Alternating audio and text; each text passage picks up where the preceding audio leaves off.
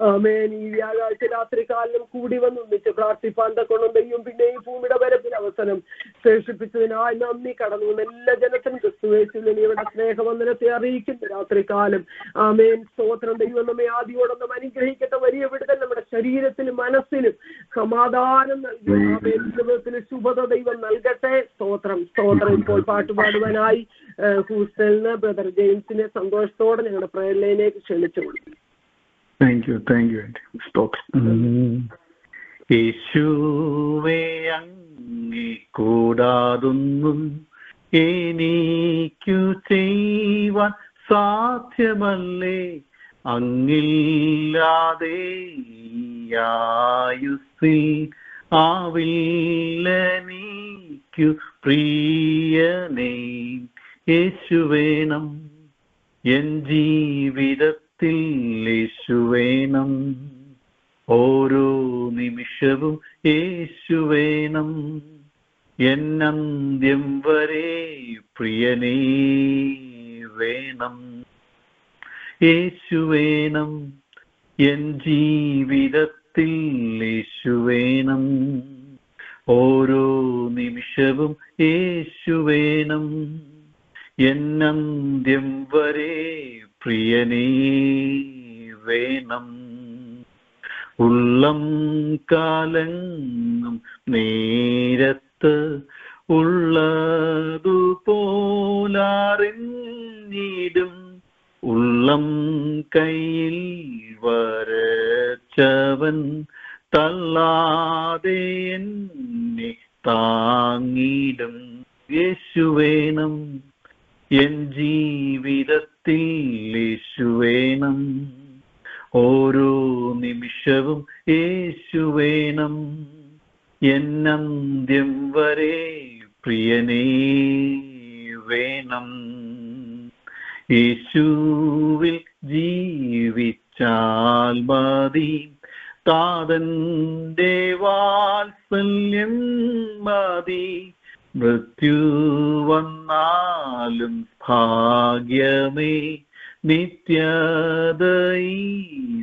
മോദമേ. യേശുവിൽ ജീവിച്ചാൽ മതി, താതന്റെ വാത്സല്യം മതി.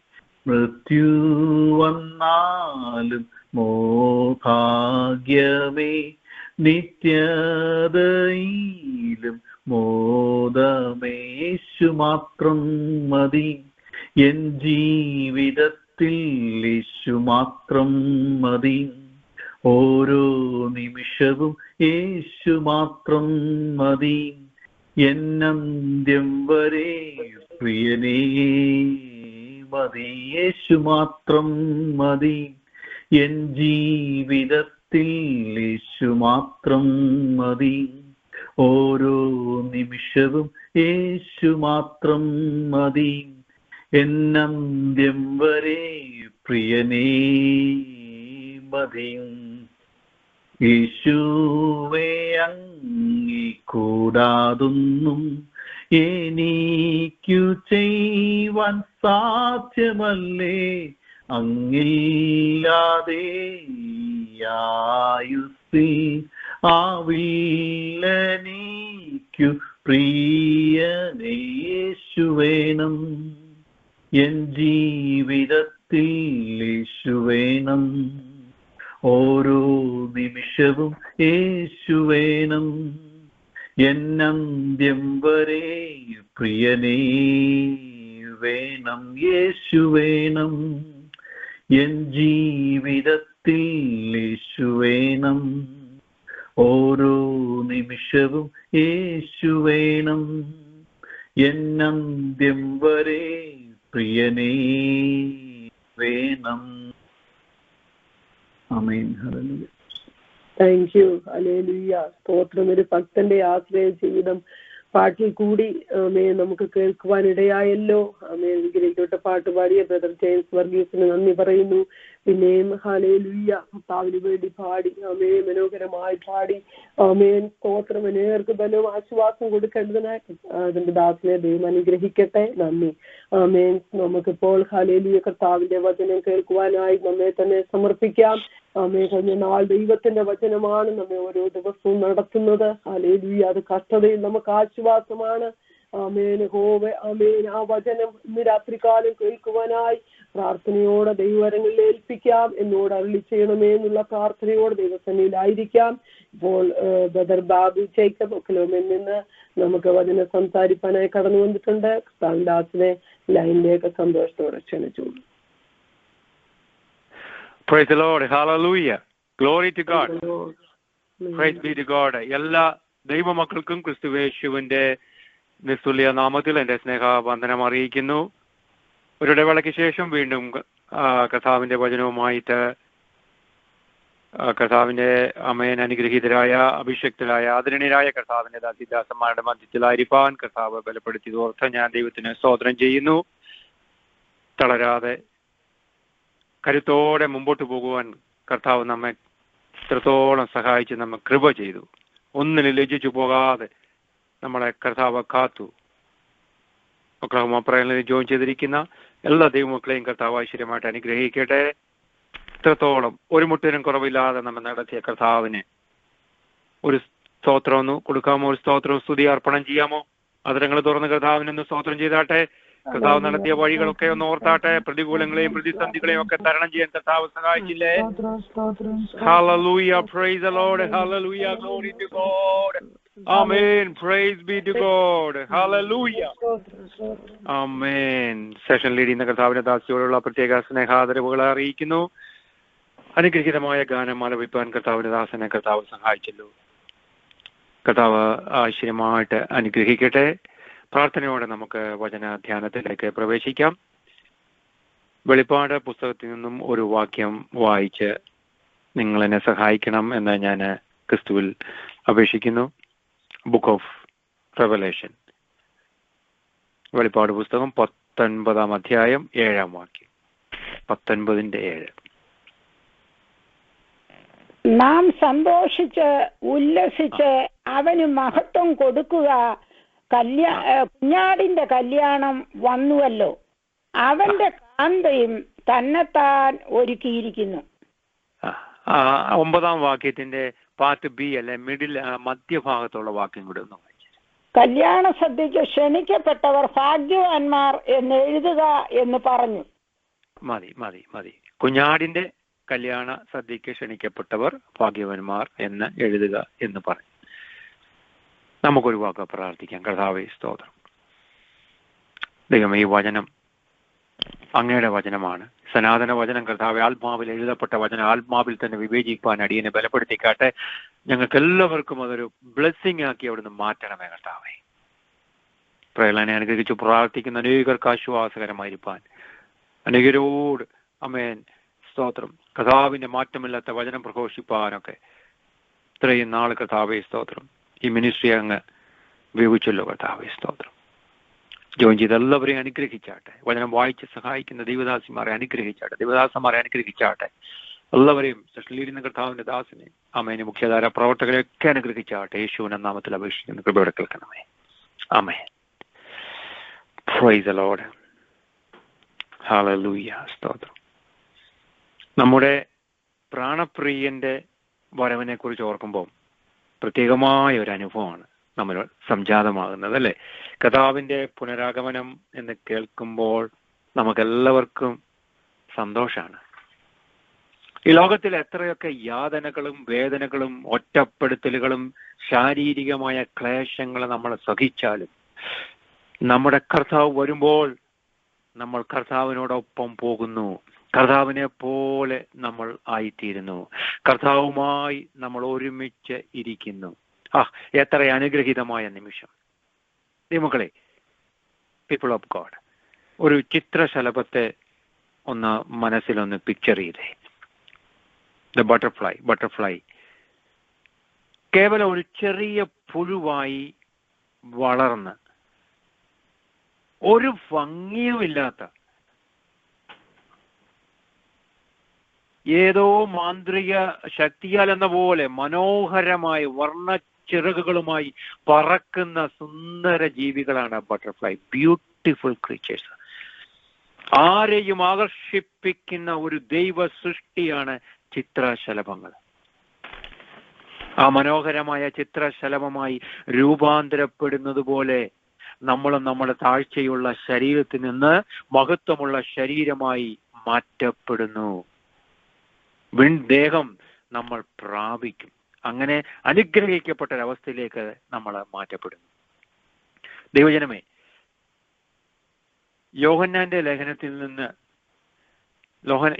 ലേഖനത്തിലെ ഒരു ഉജ്ജ്വലമായിരിക്കുന്ന ഒരു വാക്യമുണ്ട് കേട്ടോ. നമ്മുടെ ആ വാക്യം നമ്മുടെ ആ നെഞ്ചോട് ചേർത്ത് വെച്ച് എന്നും ധ്യാനിക്കേണ്ട ഒരു വാക്യമാണ്. ഭയത്തോടെ വായിച്ചോണത്. ആ വാക്യം ഒന്ന് വായിച്ച് സഹായിക്കാമോ? 1 യോഹന്നാൻ ലേഖനമോ 1 യോഹന്നാൻ 3:2 പ്രിയമുള്ളവരെ, നാം ഇപ്പോൾ ദൈവമക്കളാകുന്നു, നാം ഇന്നതാകും എന്ന് ഇതുവരെ പ്രത്യക്ഷമായില്ല. അവൻ പ്രത്യക്ഷനാകുമ്പോൾ നാം അവനെ താൻ ഇരിക്കും പോലെ തന്നെ കാണേണ്ടതാകൊണ്ട് അവനോട് സദൃശന്മാർ ആകും എന്ന് നാം അറിയുന്നു. മതി. Thank you. ദൈവം അനുഗ്രഹിക്കട്ടെ. നോക്കിക്കുക, ആ വാക്യത്തിന്റെ ആ മധ്യഭാഗത്തുള്ള ആ വാക്യം എത്ര പ്രോജ്വലമായിരിക്കുന്ന, എന്താ പറയുന്നത്, അതെത്ര ഭയങ്കര ശക്തമേറിയ ഒരു വാക്യല്ലേ. അവൻ പ്രത്യക്ഷനാകുമ്പോൾ നാം അവനെ താൻ ഇരിക്കും പോലെ തന്നെ കാണുന്നതാകൊണ്ട് അവനോട് സദൃശ്യന്മാർ ആകും എന്ന് നാം അറിയുന്നു. കർത്താവിന്റെ ആ വരവെങ്കിലേ ഈ അനുഭവം നമുക്കുണ്ടാകത്തുള്ളൂ പ്രിയരെ. കർത്താവിന്റെ വരവിനായി പ്രതീക്ഷയോടെ നമുക്ക് കാത്തിരിക്കാം. ദൈവജനമേ, ഒക്ലഹോമ പ്രൈനിലുള്ള ദൈവത്തിന്റെ മക്കളെ, നമുക്ക് കർത്താവിന്റെ വരവിനായിട്ട് പ്രതീക്ഷയോടെ കാത്തിരിക്കണം. കർത്താവ് വരാൻ ഇത്രയും താമസിക്കുന്നത് എന്താണ് എന്നൊന്നും നമ്മൾ പറയരുത്, വിചാരിക്കരുത്. അത് ബാലിശമാണ്. ഒരിക്കലും നാം കർത്താവിന്റെ വരവിനെ കുറിച്ച് സംശയിക്കരുത് പ്രിയരെ. നമ്മൾ ധ്യാനിക്കുന്ന വാക്യം ഒരിക്കൽ കൂടെ ഒന്ന് ഓർപ്പിക്കട്ടെ. നാം സന്തോഷിച്ച് ഉല്ലസിച്ച് അവന് മഹത്വം കൊടുക്കുക. കുഞ്ഞാടിന്റെ കല്യാണം വന്നുവല്ലോ, അവന്റെ കാന്തയും തന്നെത്താൻ ഒരുക്കിയിരിക്കുന്നു. ആ വാക്യം നമുക്ക് എല്ലാവർക്കും ഒന്ന് ഒരുമിച്ചൊന്ന് പറഞ്ഞേ. ഇപ്പൊ തന്നെ കാണാതെ പഠിച്ചു. ഒരുമിച്ചങ്ങ് പറഞ്ഞാട്ടെ. നാം പേടിക്കാനൊന്നുമില്ല, ധൈര്യമായിട്ട് പറഞ്ഞോ. നാം സന്തോഷിച്ച് ഉല്ലസിച്ച് അവന് മഹത്വം കൊടുക്കുക.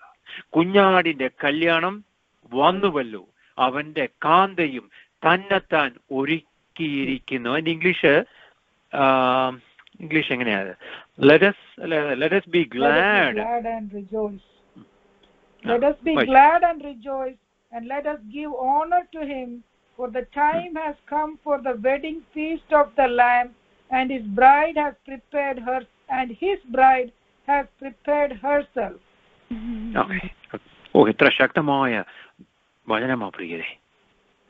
Price be to God. ഒരു രാജ്യത്തിന്റെ പ്രസിഡന്റ് പദത്തിലേക്ക് ഒരു വ്യക്തി വരുമ്പോൾ, ഉദാഹരണത്തിന് അമേരിക്കൻ പ്രസിഡന്റ് ആയിട്ട് മത്സരിച്ച് ജയിച്ച ആ ഔദ്യോഗിക സ്ഥാനം ഏറ്റെടുക്കുന്ന ആ സമയമൊന്ന് നമ്മൾ കണ്ടിട്ടുണ്ടല്ലോ ടെലിവിഷനിലൂടെ. ആ വലിയ ആഘോഷവും സന്തോഷവും ഒക്കെ അന്ന് ഉണ്ടാകാറുണ്ട്.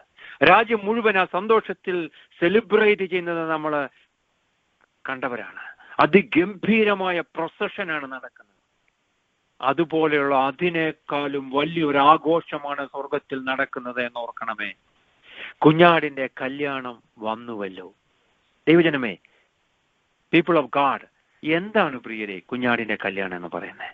നമുക്ക് ആ വിഷയം ഒന്ന് ഒരു ചുരുക്ക സമയം കൊണ്ട് നമുക്കൊന്ന് ചിന്തിക്കാം. വളരെ സിമ്പിളായിട്ട് ഞാൻ പറഞ്ഞു തരാം. ശ്രദ്ധിക്കണേ. കാലാകാലങ്ങളിലായി വിശുദ്ധന്മാർ കാത്തിരുന്ന ആ നിമിഷം വന്നതിന്റെ സന്തോഷമാണ്. കാന്തയായ സഭയും കാന്തനായ കർത്താവുമായി നടക്കുന്ന കല്യാണം. നാളുകളായിട്ട് കാന്ത അല്ലെങ്കിൽ സഭ തന്നെത്താൻ ഒരുക്കി കാത്തിരുന്ന ആ ദിവസം. ദൈവജനമേ, പിതാവിന്റെ കാർമ്മഹ്യത്വത്തിലാണ് ആ കല്യാണം അല്ലെങ്കിൽ വിവാഹം നടക്കുന്നതെന്ന് ഓർക്കണേ. എതിർക്രിസ്തുവിന്റെ മണവാട്ടിയായ ദുരുപദേശ സഭയെയും അവൾക്ക് ദുരുപദേശം കൊടുത്ത ബാബിലോണിനെയും ന്യായം വിധിച്ച ശേഷമാണ് സ്വർഗത്തിൽ വെച്ച് ഈ വിവാഹം നടക്കുന്നത്. കാലാകാലങ്ങളായി അല്ല, നാളുകളേറെയായി കാന്ത ഒരുങ്ങിയിരിക്കുക. അതാ ദൈവജനമേ, എഫേസ്യ ലേഖനത്തിൽ അപ്പോസ്തലനായ പൗലൂസ് അനുഗ്രഹീതനായ ദൈവദാസൻ വിളിച്ചു പറയുന്നത് 5-ാം അധ്യായം വായിക്കേണ്ട സമയമില്ലല്ലോ. 5-ാം അധ്യായം 26-ഉം 27-ഉം വാക്യങ്ങൾ മനസ്സിലൊന്ന് കുറിച്ചു വെച്ചേ. അവൻ അവളെ വചനത്തോടു കൂടിയ ജലസ്നാനത്താൽ വെടിപ്പാക്കി വിശുദ്ധീകരിക്കേണ്ടതിനും കറ, ചുളുക്കം മുതലായത് ഒന്നുമില്ലാതെ സഭയെ ശുദ്ധയും നിഷ്കളങ്കയുമായി തനിക്ക് തന്നെ തേജസ്സോടെ മുൻനിർത്തേണ്ടതിനും തന്നെത്താൻ അവൾക്ക് വേണ്ടി ഏൽപ്പിച്ചു കൊടുത്തു. ആമേൻ, ഹല്ലേലൂയ. വാത്സല്യ ദൈവജനമേ, വിവാഹ നിശ്ചയം കഴിഞ്ഞ്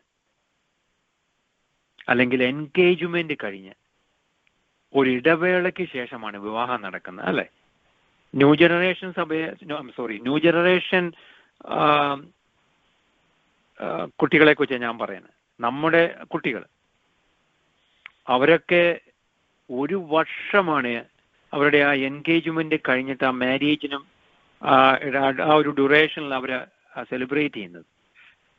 പണ്ടൊക്കെ ഒന്ന് ഓർത്തേ തീരെ, നമ്മുടെ ആ കല്യാണമൊക്കെ ഒന്ന് ഓർത്തേ. ഇതിനകത്ത് ജോയിൻ ചെയ്ത എല്ലാവരും ഒരു 40+ അല്ല 50+ ആണെന്ന് ഞാൻ വിശ്വസിക്കുന്നു. നിങ്ങളെ മുഖാമുഖം കാണാൻ കഴിയുന്നില്ല. പണ്ടൊക്കെ പെണ്ണിനെ കാണുന്നതും ചെറുക്കിനെ കാണുന്നതും ഒക്കെ ഒന്ന് മനസ്സിലോർത്തേ, ഉടൻ തന്നെ അങ്ങ് എൻഗേജ്മെന്റും കല്യാണമാണ് നടക്കുന്നത്, അല്ലേ?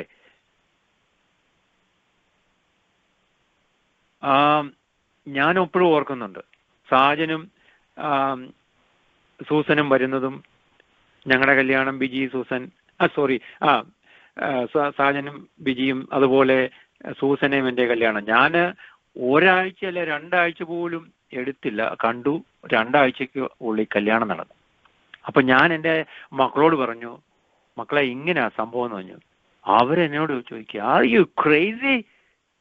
How come you marry a person that you don't even know him or know her? ഞാൻ പറഞ്ഞു, അത് ദൈവവചനത്തിലുള്ളതാണ്. ഇസ്ഹാക്കിന്റെ ഒക്കെ കാര്യം പറഞ്ഞു കൊടുത്തു. പക്ഷെങ്കിൽ ന്യൂ ജനറേഷനിൽ നമ്മുടെ കുട്ടികളൊക്കെ ഇപ്പൊ ഇന്ത്യയിൽ അങ്ങനെയാണെന്ന് തോന്നുന്നു, എനിക്കറിയത്തില്ല.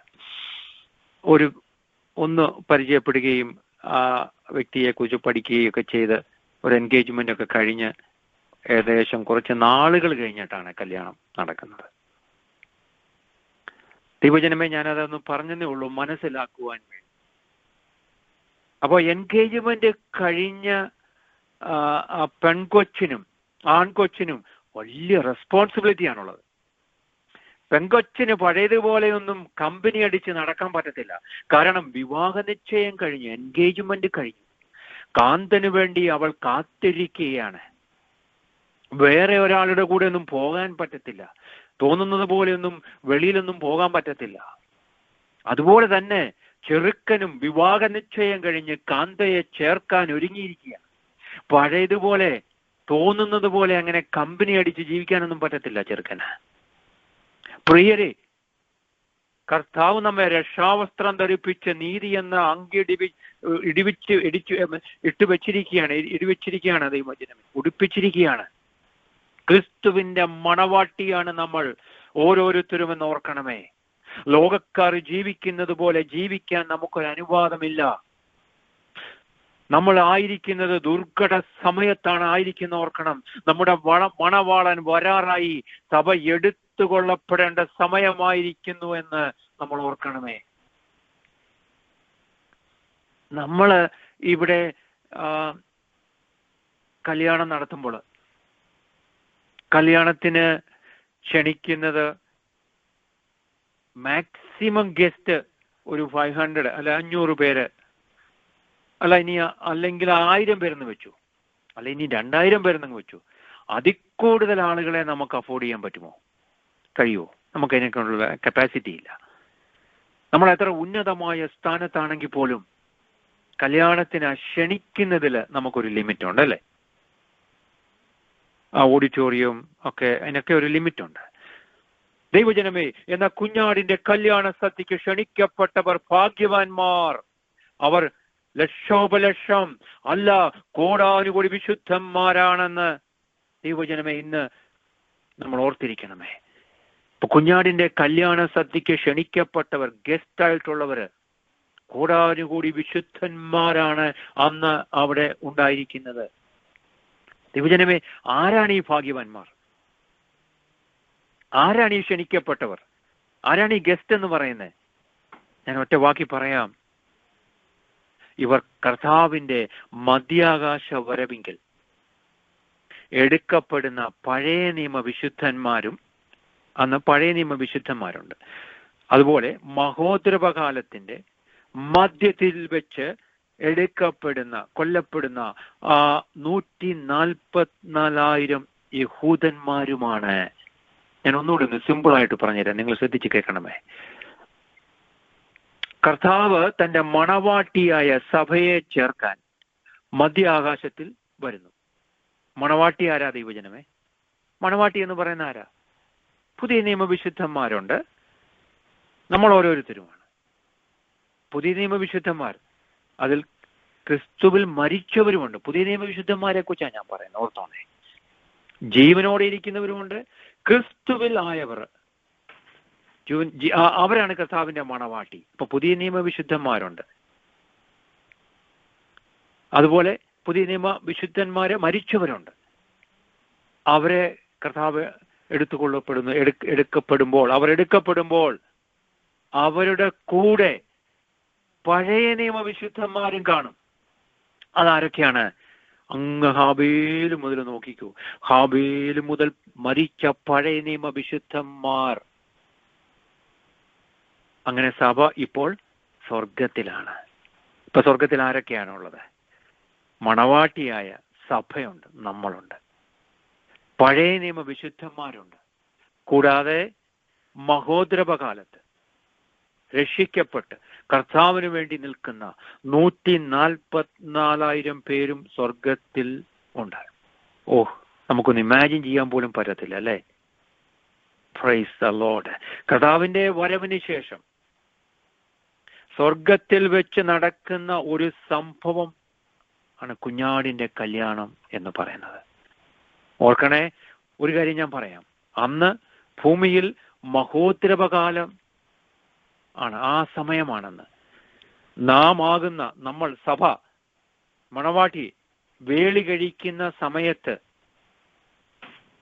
ക്ഷണിക്കപ്പെട്ടവരാണ്, അല്ലെങ്കിൽ ഗസ്റ്റാണ് പഴയ നിയമവിശുദ്ധന്മാര്, 144,000 യഹൂദന്മാര്, കൂടാതെ ഒരു കൂട്ടരുണ്ട്. ആരാണത്? ദൂതന്മാരുമുണ്ട്. ദൂതന്മാരെല്ലാവരും കാണും. അപ്പം ഗസ്റ്റ് ആരൊക്കെയാന്ന് നിങ്ങൾക്ക് മനസ്സിലായി. വിവാഹം എന്ന് പറയുമ്പോൾ ദൈവജനമേ, അക്ഷരികമായിട്ടുള്ള വിവാഹമല്ല എന്നോർക്കണേ. ഞാനത് മനസ്സിലാക്കാൻ വേണ്ടി മാത്രം പറഞ്ഞതേ ഉള്ളൂ. ഒരു വാക്യം എപ്പോഴും ഇതിന്റെ കൂടെ ചേർത്ത് വെച്ച് നമ്മൾ വായിച്ച് ധ്യാനിക്കേണ്ടതാണ്. തെസലോനിക്ക ലേഖനം നമ്മൾ മറക്കരുത്. It is A famous scripture portion. കർത്താവ് സ്വർഗത്തിൽ നിന്ന് ഇറങ്ങി വരുന്നു, ആ വാക്യം അല്ലെ? ആ വാക്യം എപ്പോഴും ഓർത്തോണേ. ഗംഭീരനാദം, പ്രധാന ദൂതന്റെ ശബ്ദം, ദൈവത്തിന്റെ കാഹളത്തോടു കൂടിയാണ് അപ്പം വരുന്നത്. ക്രിസ്തുവിൽ മരിച്ചവരുടെ പുനരുത്ഥാനം നടക്കുന്നു. അതിനുശേഷം ജീവനോടെ ഇരിക്കുന്നവരുടെ രൂപാന്തരം സംഭവിക്കുന്നു. സഭ മേഘങ്ങളിൽ എടുക്കപ്പെടുന്നു. സാത്താന്യ തടസ്സങ്ങൾ ദയനീയമായിട്ട് പരാജയപ്പെടുന്നു. സഭ സ്വർഗത്തിൽ പിതാവിന്റെ സന്നിധിയിൽ എത്തപ്പെടുന്നു. സഭയെ അല്ലെങ്കിൽ നിർമ്മല കന്യകയെ അർഹമായിരിക്കുന്ന പരിഗണനയോടുകൂടെ സ്വർഗത്തിൽ അംഗീകരിക്കുന്നു. നമ്മളെ സ്വർഗത്തിന്റെ അവകാശിയാക്കി മാറ്റുന്ന ഒരു വിശേഷപ്പെട്ട അനുഭവമാണ് കുഞ്ഞാടിന്റെ കല്യാണം എന്ന് പറയുന്നത്. ദൈവജനമേ, കർത്താവും നാമും ഒന്നായിത്തീരുന്നു. അവൻ ഇരിക്കുന്നത് പോലെ നാം ആയിത്തീരുന്ന ആ അവസ്ഥയിൽ സ്വർഗീയരായി നാം മാറ്റപ്പെടുമ്പോൾ അവിടെ ലഭിക്കപ്പെടുന്ന അർഹമായിരിക്കുന്ന പരിഗണന, അതൊക്കെയാണ് കുഞ്ഞാടിന്റെ കല്യാണം എന്നൊക്കെ കൊണ്ട് ഉദ്ദേശിക്കുന്നത്. കരങ്ങളെ ഉയർത്തി ഒന്ന് സ്തോത്രം ചെയ്യാമോ? നിങ്ങളായിരിക്കുന്നിടത്ത് നിന്ന് കരങ്ങളെ ഉയർത്തി ഒരു സ്തോത്രം ചെയ്താട്ടെ. ഹല്ലേലൂയ, praise the lord, glory to God. അപ്പം നമ്മൾ ആ ധ്യാനിച്ച വിഷയം മറക്കല്ലേ. അങ്ങനെ കർത്താവിന്റെ വാഗ്ദത്തത്തിന്റെ ആ നിവർത്തി, ആ വാഗ്ദത്ത പ്രകാരം എന്താണ് പ്രിയരെ വാഗ്ദത്തം? യോഹന്നാന്റെ സുവിശേഷം 14-ാം അധ്യായം 3-ാം വാക്യം. യോഹന്നാന്റെ സുവിശേഷം 14-ാം അധ്യായം 3-ാം വാക്യം. ആ വാക്യം ഞാൻ പോയി നിങ്ങൾക്ക് സ്ഥലം ഒരുക്കിയാൽ ഞാൻ ഇരിക്കുന്ന ഇടത്ത് നിങ്ങളും ഇരിക്കേണ്ടതിന് പിന്നെയും വന്ന് നിങ്ങളെ എന്റെ അടുക്കൽ ചേർത്തുകൊള്ളും. Praise the Lord. Hallelujah. One of the biggest and greatest promises are ദൈവമക്കളെ തിരുവചനത്തിലെ. Praise the Lord. ആ വാഗ്ദത്തത്തിൻ പ്രകാരം സഭയെ സ്വർഗത്തിൽ എത്തിക്കുന്നു. അപ്പൊ സഭയിൽ കോടിക്കണക്കിന് വിശുദ്ധന്മാരുണ്ട്. ആ എല്ലാ വിശുദ്ധന്മാരെയും ചേർത്തുകൊണ്ട് നിർമ്മല കന്യക എന്ന ഏകവചന പ്രയോഗം സിംഗുലറാണ്. ആ കന്യകയെ കർത്താവ് ഹൃദയാംഗമായി പിതാവ്, പുത്രൻ, പരിശുദ്ധാത്മാവ്, ഓർത്തോണേ മറക്കല്ലേ, പിതാവ്, പുത്രൻ, പരിശുദ്ധാത്മാവ്, ഈ മൂന്നാളത്വങ്ങളും ഒരുമിച്ച് നിന്നുകൊണ്ട് നമ്മെ അർഹമായിരിക്കുന്ന പരിഗണനയോടുകൂടെ നമ്മെ സ്വീകരിക്കുന്നു. നാം സ്വർഗീയ വാസികളായി തുടരേണ്ടതിന് നമ്മെ സ്വീകരിക്കുന്നു. ആ വിശേഷപ്പെട്ട ചടങ്ങാണ് വിവാഹ മഹോത്സവം എന്ന് പറയുന്നത്. Praise the Lord. അങ്ങനെ ക്രിസ്തുവിന്റെ മണവാട്ടിയായി നമ്മളെ സ്വർഗം അംഗീകരിക്കുന്നു. ദൂതന്മാരവിടെ ഉണ്ട് കേട്ടോ, അവരൊക്കെ ഗസ്റ്റാ. പഴയ നിയമ വിശുദ്ധന്മാരുണ്ട്, അവര് ഗസ്റ്റാ. 144 യഹൂദന്മാരുണ്ട്, അവര് ഗസ്റ്റാ. ദൂതന്മാർക്ക് വലിയ സ്ഥാനവും മാനവും ഒക്കെ അവിടെ ഉണ്ടെന്നോർക്കണം. ദൈവജനമേ, പീപ്പിൾ ഓഫ് ഗോഡ് എന്നാൽ അതിൽ നിന്നുമൊക്കെ വ്യത്യസ്തമായിരിക്കുന്ന, അല്ലെങ്കിൽ ഞാൻ ഇങ്ങനെ പറയട്ടെ, ഉന്നതമായിരിക്കുന്ന ഒരു പദവി, ഒരു പ്രിവിലേജ്, അതാണ് മണവാട്ടി പദം എന്ന് പറയുന്നത്. സ്നേഹോഷ്മളമായിരിക്കുന്ന ഒരു ഉന്നത പദവി നമുക്ക് ലഭിക്കാൻ പോകുന്നു എന്ന് ഓർക്കുമ്പോൾ നമ്മുടെ കർത്താവിന് നന്ദിയും സ്തുതിയും സ്തോത്രവും അർപ്പണം ചെയ്താട്ടെ. ദൈവജനമേ, കരങ്ങൾ ഉയർത്തി അതിനങ്ങളൊന്ന് ചലിപ്പിച്ചാട്ടെ, കർത്താവിന് മഹത്വം കൊടുത്താട്ടെ. നമ്മുടെ സ്റ്റാറ്റസിനെ ഓർത്ത് കർത്താവിന് സ്തോത്രം ചെയ്താട്ടെ. Praise God. Praise be to God.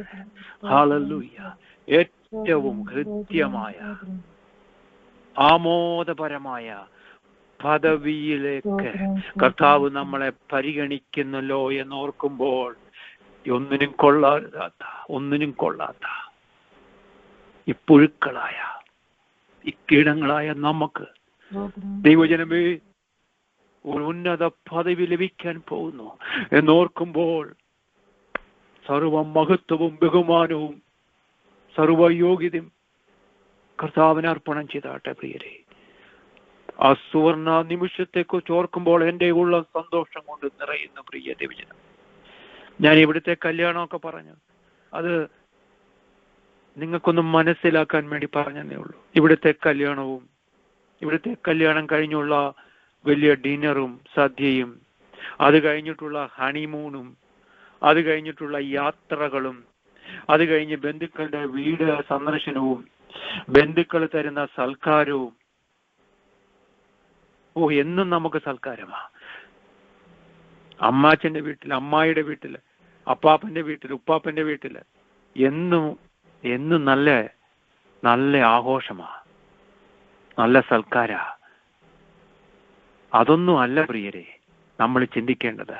ഞാൻ മനസ്സിലാക്കുവാൻ ഒരു സിമ്പിൾ ലാംഗ്വേജിൽ പറഞ്ഞതേ ഉള്ളൂ. ദൈവജനമേ, തിയോളജി അല്ലെങ്കിൽ ദൈവശാസ്ത്രം കർത്താവിന്റെ സ്നേഹം ആവോളം അനുഭവിക്കുവാൻ കർത്താവിനെ അകമഴിഞ്ഞ് സ്നേഹിക്കുവാൻ നമുക്ക് ലഭിക്കപ്പെടുന്ന വിശേഷമായിരിക്കുന്ന ഒരു അനുഗ്രഹ അനുഭവമാണ് സ്വർഗത്തിൽ വെച്ച് സംഭവിക്കുന്ന കാര്യം. ഒരിക്കൽ കൂടെ ഞാൻ പറയട്ടെ, കർത്താവും തന്റെ വിശുദ്ധന്മാരും തമ്മിലുള്ള വിട്ടുപിരിയാൻ സാധിക്കാത്ത അഭേദ്യമായ ബന്ധത്തെ വെളിപ്പെടുത്തുന്നതാണ് കുഞ്ഞാടിന്റെ കല്യാണം എന്ന വാക്കുകൊണ്ട് അർത്ഥമാക്കുന്നത്. The marriage of the lamb. ദൈവജനമേ, വളരെ സിമ്പിളായിട്ടാണ് ഞാൻ വിവരിച്ചു തന്നത്. കുഞ്ഞാടിന്റെ കല്യാണം വന്നുവല്ലോ. ആ വാക്കൊന്ന് ഒരുമിച്ച് പറഞ്ഞേ പ്രിയരെ, എന്തിനാ പേടിക്കുന്നേ? കുഞ്ഞാടിന്റെ കല്യാണം വന്നുവല്ലോ. ആ ദൈവജനമേ, വാക്കൊരിക്കലും മറക്കരുത്. നമ്മളെത്ര ബ്ലെസ്സഡ് പീപ്പിൾ, നമ്മളെത്ര ഭാഗ്യവാന്മാരാ. ഒരു അനുഗ്രഹീതമായ പഴയ ഒരു ഗാനം, ആ പാട്ട് എഴുതിയതാരാന്ന് ഞാൻ മറന്നുപോയി കേട്ടോ. ഒരു അനുഗ്രഹീതമായ ഗാനം, യേശു മഹോന്നതനെ. എനിക്ക് പാടാൻ അതിനുള്ള കൃപയില്ല. യേശു മഹോന്നതനെ, ആ പാട്ടൊന്ന് പാടിക്കുക എല്ലാരും. ഒരാളൊന്ന് ലീഡ് ചെയ്തേ. മഹോന്നതനെ വേഗം കാണാം. ആ, ഒരാളൊന്ന് പാടി ലീഡ് ചെയ്തേ.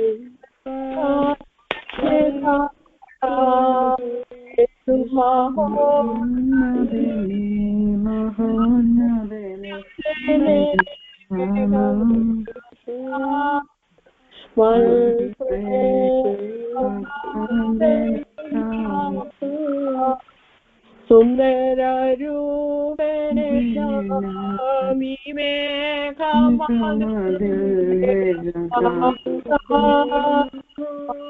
പ്രേമകാന്തനെ കാണാ സുന്ദരരൂപനെ